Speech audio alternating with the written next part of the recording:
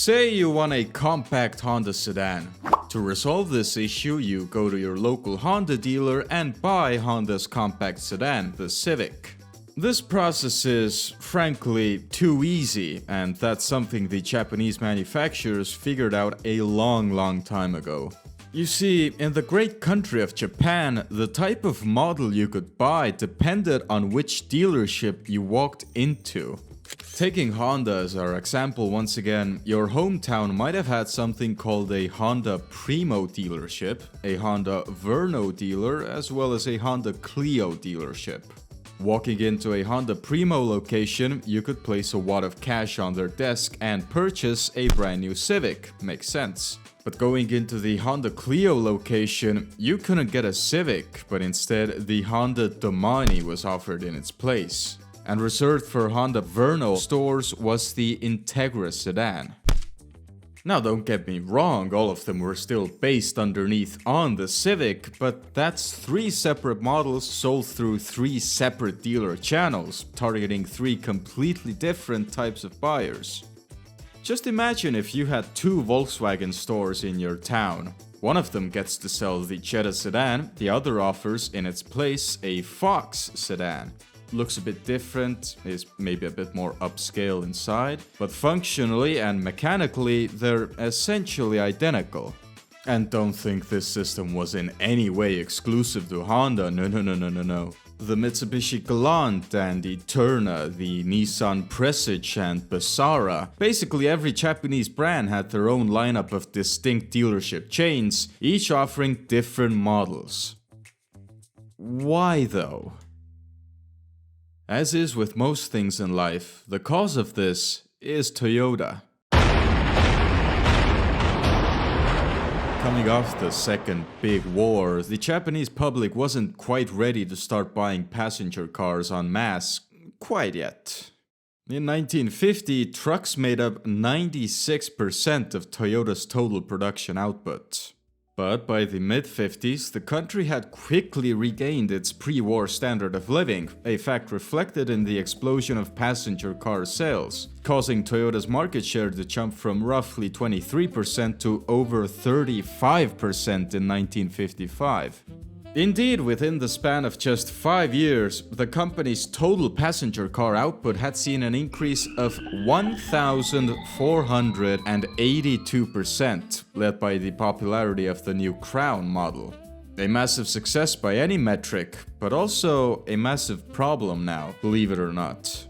Toyota's fairly small family of dealerships was incapable of handling this sudden and increasingly increasing increase in consumer demand, having to sell these massive trucks as well as compact cars to completely different customer bases under the same roof. Shotaro Kamiya was the man who came to the rescue as he announced the solution at a national dealers board meeting in early 1956. Alongside the already existing dealerships, new Toyopet stores would be established to sell the Toyopet light truck, alongside other commercial vehicles, leaving the Toyota stores with the Crown. Now, the existing dealers weren't happy, as they couldn't sell Toyota's light trucks anymore, and the new dealers weren't happy, as they didn't have a passenger car in their showrooms. This was Toyota's solution, the original Toyopet Corona for 1957, engineered for and sold exclusively at Toyopet locations. Right? Already, these guys here had 2 separate franchises selling 2 separate sedans, even if it was due to the existing infrastructure not being able to handle the ever-growing demand. Well, things were going to get even worse as Toyota was preparing to launch its new and true full-fledged inexpensive car for the masses, expecting to increase their current sales numbers by 6 times with projected monthly sales of about 10,000 units. In preparation, Toyota once again set about establishing a new sales channel, this time just for this upcoming Publica model, called Toyota Publica stores. What did you expect? By June of 1961, all 22 dealerships opened simultaneously to sell the Publica, and only the Publica, Japan's new national car. As I said, 10,000 units per month. 10,000, I said, that's not 10,000, that's 1,600. Oh dear. In 1966, Toyota was preparing to launch its new and true full-fledged inexpensive car for the masses. For real this time, called the Corolla, sold through public dealers as they were ailing badly. The Corolla did, in fact, become a success, so much so that in 1969, all public stores changed their name to Toyota Corolla stores. With 3 dealer chains under their belt, the company was knowingly saturating the towns and cities of Japan with separate locations, all often being just walking distance from each other, instead of one centralized location.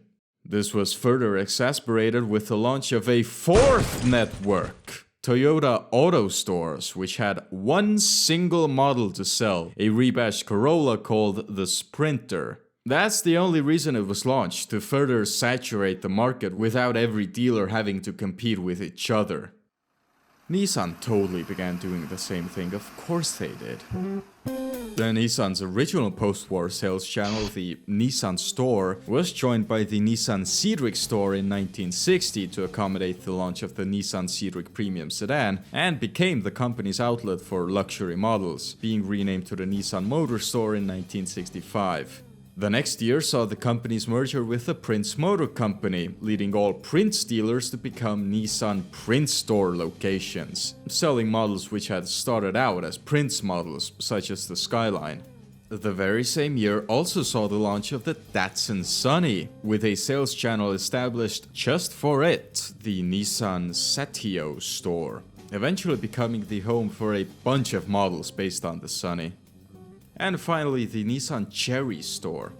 That place sold Nissan Cherries. Badge engineering between the different networks became more prevalent over time, allowing Nissan to better compete with Big Daddy Toyota and the showroom system they'd established earlier. For these two brands, they could effectively block competitors like Mitsubishi or Honda out with sheer abundance. Well, Honda struck back in 1978, launching the Verno line of dealers to coincide with the new Honda Prelude, exclusively selling sporty models and SUVs. You see, they've always been linked. The rest of Honda's stuff was sold in previously existing dealers until 1984, when Honda Clio began selling their mainstream offerings, such as the Accord and higher-end models like the Legend. Renault has to sell their Clio as the Lutetia in Japan and Japan only, thanks to Honda's usage of the name. Their subcompacts, K-cars, and whatever else Honda makes really, lawnmowers and motorcycles and whatnot, were spun off into the Honda Primo line of stores a year later. Except it wasn't just small cars they offered, obviously. They still sold sister cars to stuff like the midsize Accord with the Ascot. It's all a bit confusing, I know. Mitsubishi introduced the Galant shop, selling cars such as the Galant and Lancer, and Car Plaza, a more modern and youthful counterpart, selling cars such as the Aspire and Mirage. Mazda, bless their hearts. Mazda took a bit of a different approach here, which really shouldn't come as a surprise to anyone. Instead of creating 5 channels for one brand, Mazda instead created 5 channels for 5 different brands, all in hopes of becoming Japan's 3rd biggest automaker. Let me explain. Mazda would continue as the core brand. Autosam was created to market K-cars while also selling imported Lancia cars. Eunos was a more upper market brand focusing on fun-to-drive cars, such as the Roadster or the Eunos Cargo. And Fini had the stupidest name ever conceived because it was the top-of-the-line luxury division. There was also Autorama, specializing in selling Fords. Sure, why not? Even with big ambitions in creating separate identities for these brands, nearly everything they had in showrooms still had a sister car elsewhere. The Mazda Chronos, Autosam Clef, and Fini MS6, and even the Ford Telstar as an example. In all of this madness though, we can't forget about the one who started it all, Toyota. 4 obviously wasn't enough, so in 1982, Toyota launched their 5th chain of stores, on April 1st actually, which seems appropriate, the Vista stores, with the aim of selling a rebadged Camry, Toyota Vista. That's why it's called the Vista store. Now just imagine being a consumer at this time. You've got 3 Toyota dealers on the same street. Do you go to the Toyota Auto store and get a Chaser? Do you go to the Vista store and get a Cresta? Or do you go to the Toyopet store and get a Mark II? Do you take a shower with your socks on or stick your hands in a blender? The possibilities are endless.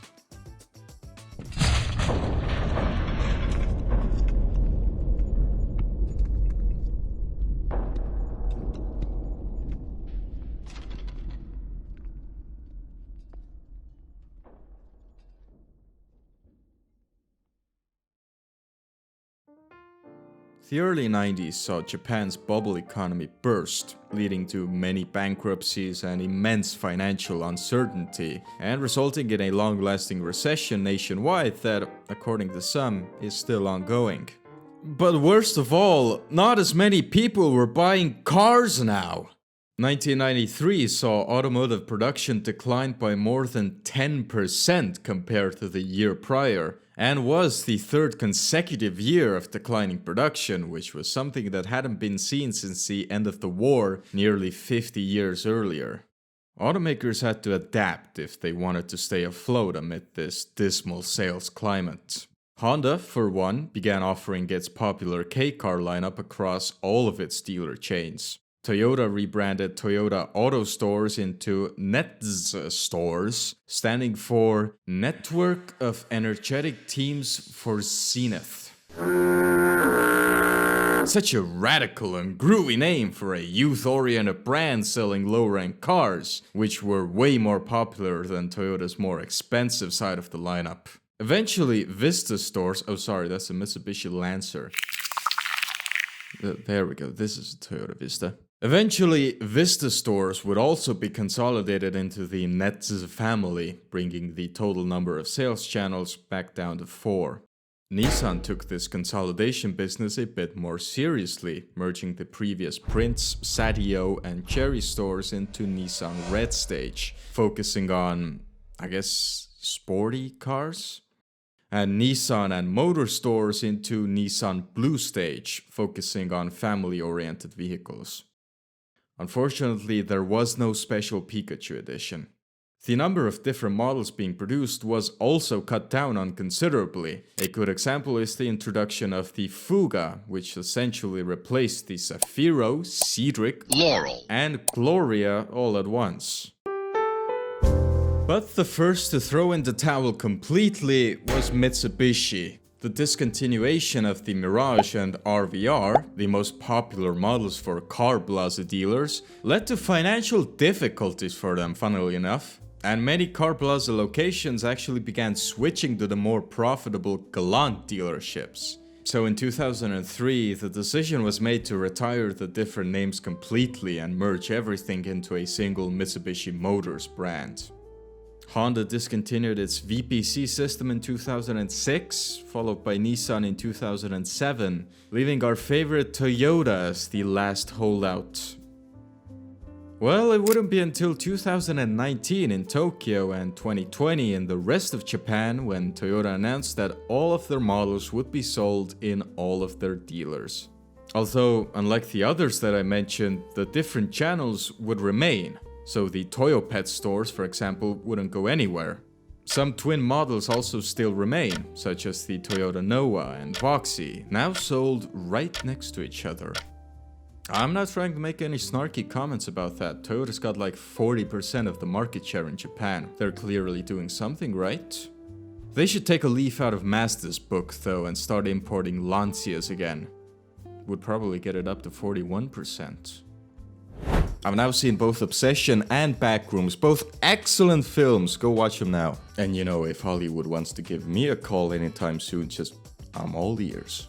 Welcome to the family, Priya Crow, Rat River FM, I listened to that. Ben, Bashir Kadra, Hobo Ninja 2222, Cock Stays Good, 2 metri dalej, Whale Cock. What's going on? Jan Lagade, Sobaka, Zid, BCS Norway, Memsterati, White XJ01, Blue, Mason Wine, Schwark Gaming, Marcelo Giuliani, Chuck Pasadena, Baxo Borax, Absolute Matlad, Billy Hoffman, Michael Wang, Adam M, Arsasaur, Shrimply Dixie, Yaboy Guzma, Mac98, Potenza Tumor, J-Lock, Arturo Lopez, Dennis3932, Santiago, Christopher Fernandez, We Are Charlie K, David Gabriel, Gilbert Ricky, John Fowler, Klotz, Sivo, Mikey, Yokota, Don't Act Shy, FC Plus Baran, Jakub Savrishkrai, Ole, Dispenser 9743, Boodle Dog,